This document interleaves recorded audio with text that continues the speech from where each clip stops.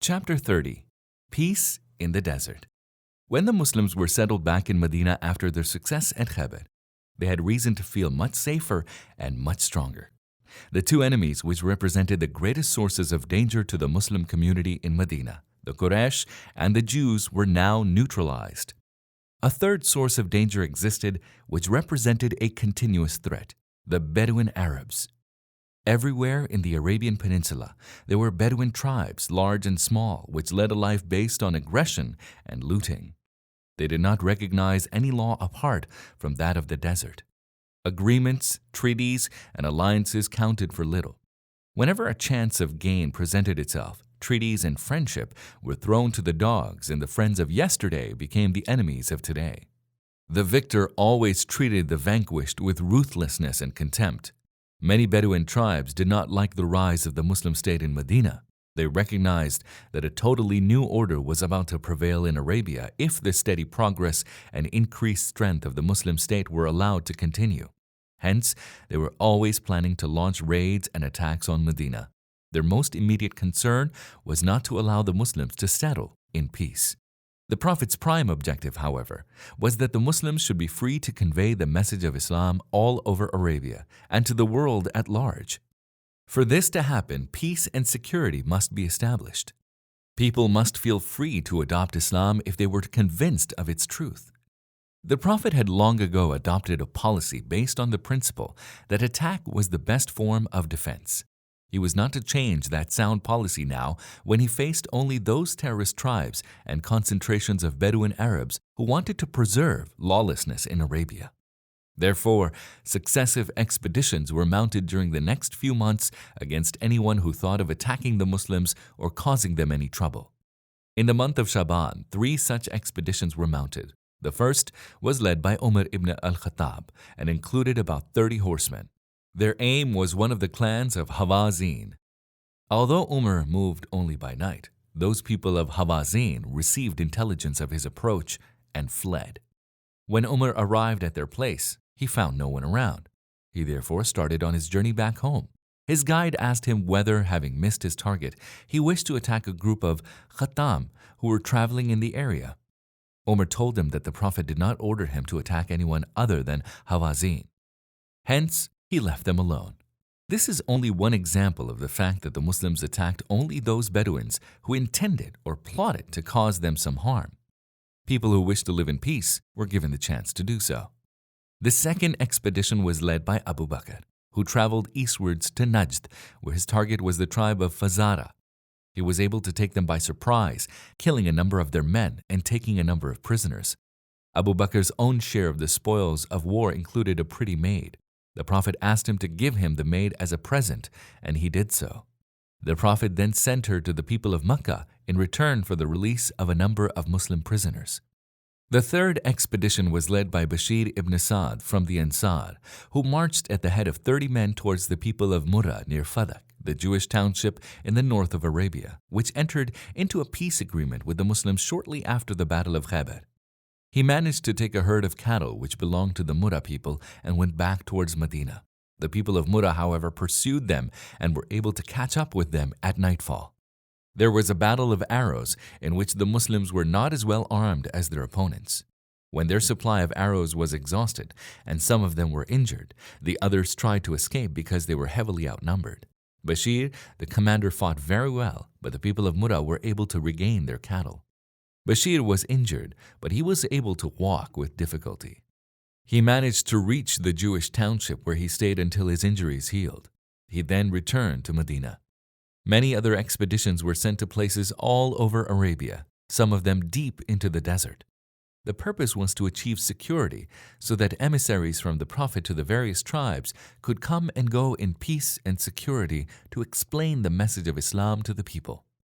This is the task which the Prophet and the Muslims wanted to accomplish. Any obstacle which prevented them from fulfilling this duty of theirs was to be removed without hesitation. Whatever means were necessary for its removal were to be employed. Hence, these expeditions, which were highly professional and disciplined, were sent out. They abided by the Prophet's instructions as he gave them. They were not looting raids, for the Muslims would not unjustifiably take anybody's property. They did not care for anything other than conveying God's message to people. We've already mentioned that Umar did not wish to interfere with any people other than those who were identified to him by the Prophet as troublemakers.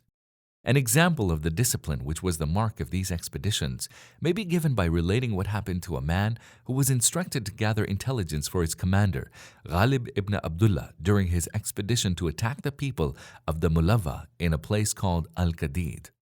He says that they arrived there before sunset. In order to learn what the people were doing, he climbed a hill which overlooked their dwellings. He lay down at the top of the hill when the sun was just about to set. A man came out of his home and saw him in his position at the top of the hill.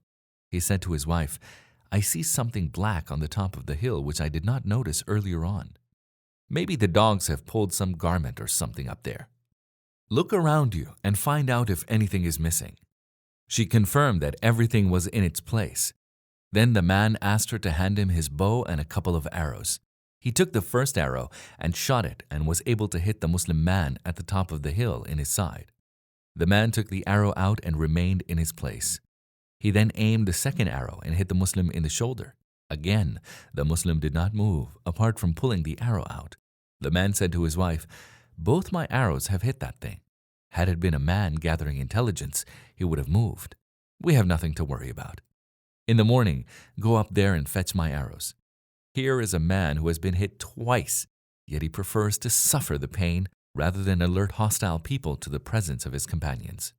With such an attitude, the Muslims could rely on God's help, for God helps only those who demonstrate their willingness to sacrifice whatever is needed for His cause.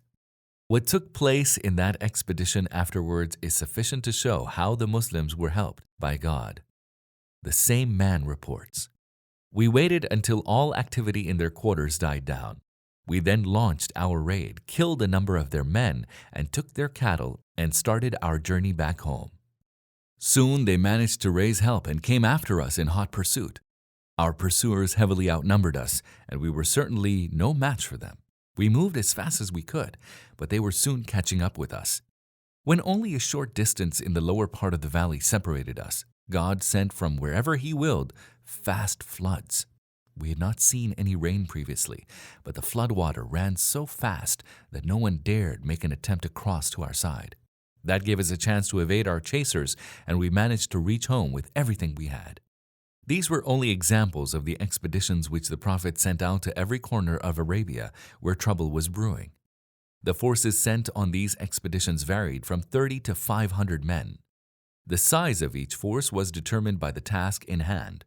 All of them, however, demonstrated the same degree of discipline and seriousness, so that in a few months all the routes of Arabia were safe for the Muslim preachers to go about and visit the various tribes and towns, calling on them to accept Islam.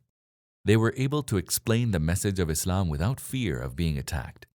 This was the goal, and it was achieved when the Muslims employed the necessary means for combating tribal terrorism, which was the order of the day in Arabia. The Muslims viewed themselves as trustees of the message of Islam. Their task was to convey it to people. When they had explained its principles and showed that it worked for the benefit of man and for the achievement of human happiness, their task ended there.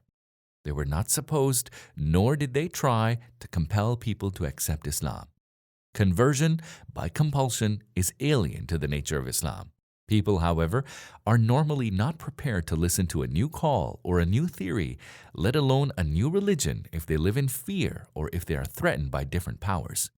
Hence, security was absolutely necessary for the fulfillment of the Prophet's and the Muslims' task of making the message of Islam known to people far and wide. Security was also necessary to ensure that anyone who adopted Islam in any tribe was safe from internal persecution. This is another example of the practicality and realism of Islam.